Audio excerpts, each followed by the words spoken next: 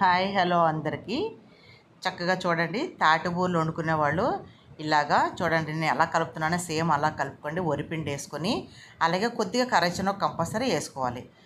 తక్కువ అనుకోండి ఒక టీ గ్లాసులు వేసుకోండి, ఎక్కువ అనుకోండి టీ గ్లాసులు 2 గ్లాసులు వేసుకోండి. ఓకేనా? అంచనాగా వేసుకోండి. మరీ ఎక్కువైతే ఆయిల్ పీల్చేస్తాయి, గట్టిగా వచ్చేస్తాయి.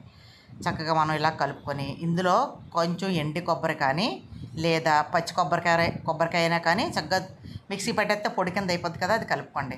కలిపేసుకొని చక్కగా ఇదిగో ఇలా ఆయిల్ బాగా మరిగిన తర్వాత ఇవి చిన్న చిన్నవి చూసారా, నేను ఎలా కలిపానో అలా కలుపుకొని చిన్న చిన్న ఇలా వేసేసుకోవాలన్నమాట.